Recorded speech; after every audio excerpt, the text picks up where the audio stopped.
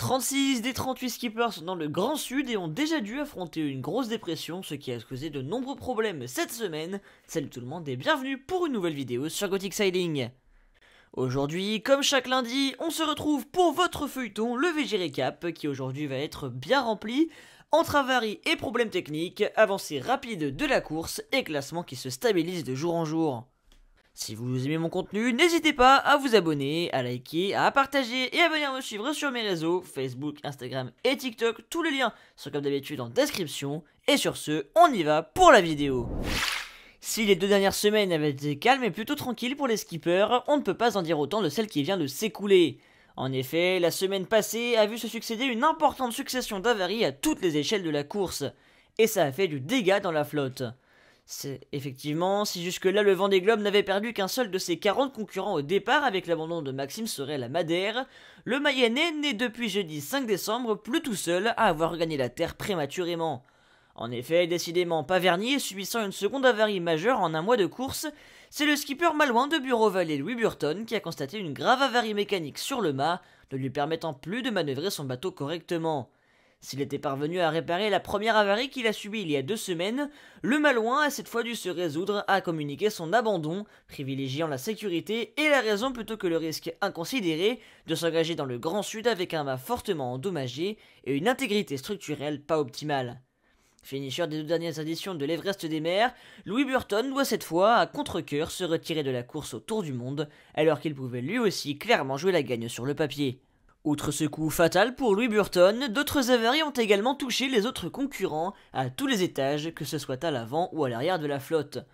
L'avarie la plus marquante et la plus significative de la semaine passée n'est arrivée pas plus tard qu'hier soir au dauphin de la flotte, Sébastien Simon. Évoluant en 2e position et ayant réussi son coup tactique dans la dépression à l'entrée des mers du Sud, qui paraissait pourtant très risqué, le Vendéen a en effet informé la direction de course hier soir de la perte totale de l'un de ses foils, ce qui va probablement le handicaper dans la poursuite du leader Charlie Dalin, mais qui offre aussi la possibilité à ses concurrents de revenir dans le match, dans la moindre mesure tout de même, au vu de l'écart créé entre le duo de tête et le reste de la flotte. La course de Sébastien Simon n'est néanmoins pas en danger, son bateau n'étant pas gravement endommagé, et tant mieux. Le natif de la Roche-sur-Yon veut tout faire pour amener Groupe du Breuil à bon port. Si la tête de course a connu son lot de galères, c'est aussi le cas des retardataires qui ont eu du travail, notamment sur leur gréement. Kojiro Shiraishi et Tanguy le Turquet ont en effet cassé plusieurs lattes de grand voile chacun, 5 pour le japonais, 3 pour le français, tandis que le rété Antoine Cornic a dû faire face hier soir à la perte de son FR0, l'une de ses voiles d'avant, qui s'est déchirée sous la pression d'un départ au tas, lui-même occasionné par une rafale de vent à 70 nœuds, soit environ 130 km/h. La mer très formée, à laquelle ont dû faire face les concurrents de ce Vendée Globe, a fait des dégâts cette semaine, et il se peut que cela devienne désormais très régulier au vu de l'approche de l'océan Pacifique dans quelques jours. Il va falloir ainsi suivre attentivement les prévisions météo des prochaines heures et des prochains jours de course. Un océan, voilà ce qui sépare désormais Charlie Dalin, leader et arrivant aux abords du cap Lewin, et Xu Jingkung, 37ème, est sur le point de passer le cap de Bonne-Espérance. Et oui, statistique assez impressionnante, Massif Santé Prévoyance a avalé l'océan Indien en une grosse semaine. Pouvant ainsi déjà se projeter sur le Pacifique après à peine un mois de course, Dalin devance ainsi d'un océan les 2 derniers de la flotte. Entre les deux, la grosse dépression qu'ont dû essuyer les skippers dès leur entrée dans le Grand Sud a continué de creuser des écarts qui commencent à devenir de plus en plus significatifs. Si les rangs évoluent toujours assez régulièrement dans le ventre mou du classement, les écarts quant à eux en tête de course se creusent toujours plus au fil des jours. Si Charlie Dalin et Sébastien Simon ont pris une option non négligeable sur la victoire finale, 200 000 séparent Groupe du Breuil, 2ème de Patrick Arquia et Johan Richomme, 3ème. Plus de 1000 milles séparent désormais le premier du 10ème Boris Herman et son Malaysia Sea Explorer. Isabelle Joschke et Alan Roura restent quant à eux dans le siège d'un Jean Le Cam qui met sa route sereinement et qui fait office d'intrus dans le groupe des foilers.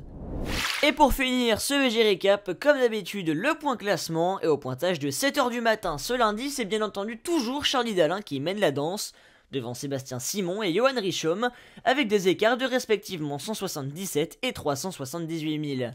Au pied du podium, Thomas Ruyant a creusé l'écart, comptant environ 323 000 d'avance sur Jérémy Bayou et 337 sur Nicolas Lundven, qui font absolument tout pareil depuis leur entrée dans le Grand Sud. La première femme est désormais la Suissesse Justine Métro et pointant 11e position, alors que Damien Seguin est 17e et Isabelle Joschke 19e, fermant la première moitié du tableau.